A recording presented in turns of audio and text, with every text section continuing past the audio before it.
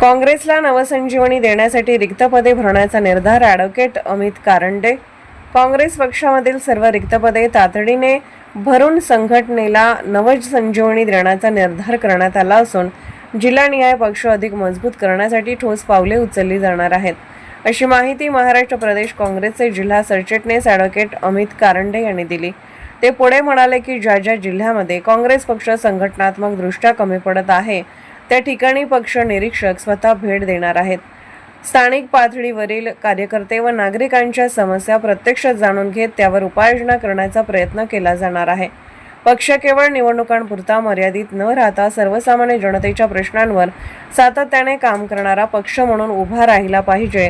त्यासाठी संघटन मजबूत करणे, नवीन कार्यकर्त्यांना संधी देणे आणि स्थानिक प्रश्नांवर प्रभावी भूमिका घेणे आवश्यक आहे, असेही कारंडे यांनी स्पष्ट केले.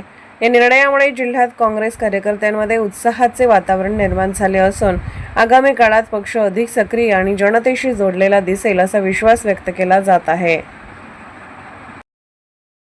सांगली जिल्ह्यामध्ये संघटन सृजन अभियानाची सुरुवात झालेली आहे अधिकृतरित्या. भारतामध्ये सर्व जवळजवळ 8 राज्यांमध्ये आतापर्यंत संघटन सृजन अभियान सुरू झालेलं आहे. तिथले जिल्हाध्यक्ष नियुक्त झालेले.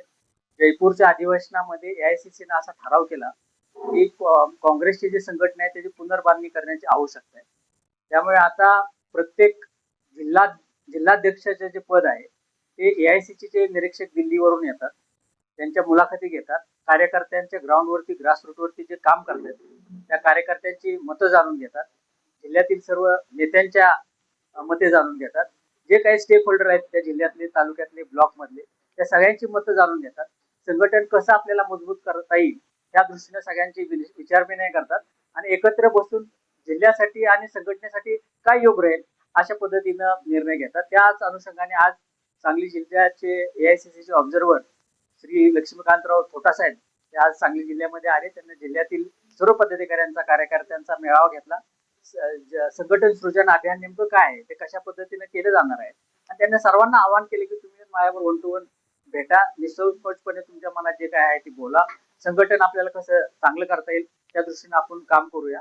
त्याच पद्धतीनं महाराष्ट्र प्रदेश काँग्रेस कमिटीनं यावेळेस प्रत्येक ब्लॉक स्तरावर ब्लॉक अध्यक्ष आणि जे काही 10 वेगवेगळे पद आहेत, महिला अध्यक्ष असतील, एनएसयूचे अध्यक्ष असतील, युवक काँग्रेसचे अध्यक्ष असतील, एसटी, एसटी, ओबीसी विभागाचा असेल, तर हे सगळे ब्लॉक अध्यक्षांची पदं सुद्धा भरण्याचा यावेळेस नाविन्यपूर्ण उपक्रम सुरू केलेला आहे. त्या दृष्टीनं त्यांना प्रत्येक जिल्ह्यामध्ये प्रदेश काँग्रेस कमिटीचे पद निरीक्षक नियुक्त केलेले आहेत.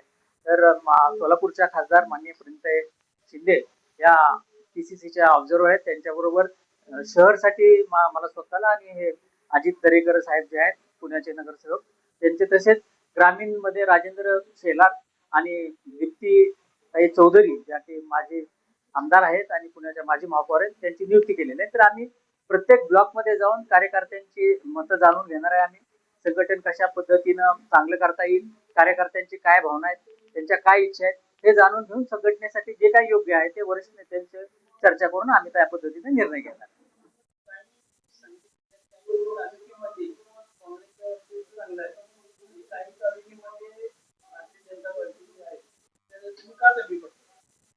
त्या दृष्टीनं आम्ही आज जिल्ह्याच्या नेत्यांनी सांगितलेलं आहे, बाळासाहेब असतील किंवा विशाल दादा असतील, त्यांना ते सगळं विश्लेषण आज केलेलं आहे की काही तालुक्यांमध्ये काँग्रेस अत्यंत मजबूत आहे, काही तालुक्यांमध्ये काँग्रेसची स्थिती एकदम कमकुवत आहे. त्याची त्यांना कारण पण दिलेली आहेत. त्याच कारणाचं आम्ही विश्लेषण करणार आहे. त्या तालुक्यांमध्ये संघटन कसं मजबूत केलं जाऊ शकेल त्या दृष्टीने आम्ही प्रयत्न करणार आहे. त्या तालुक्यातील कार्यकर्त्यांच्या काय भावना आहेत, त्यांना काय हवं आहे ते आम्ही जाणून घेऊ आणि आपल्याला काय तिथं संघटन मजबूत करण्यासाठी काय करता येईल ते आम्ही सगळं करणार आहे. नाही, आतापर्यंत आमच्या कानावर तशी काही नाराजी आलेली नाहीये. जे काय कुठं समजा नाराज असतील तरी निरीक्षकांचं तेच आहे, त्यांचं काय म्हणणं आहे, कशा पद्धतीने नाराजी दूर केली जाऊ शकते, संघटन एकत्र आणि बळकट कशा पद्धतीने जाऊन केलं जाऊ शकतं, मन कशी काय समजा असतील तर त्या पद्धतीनं आम्ही काम करणार.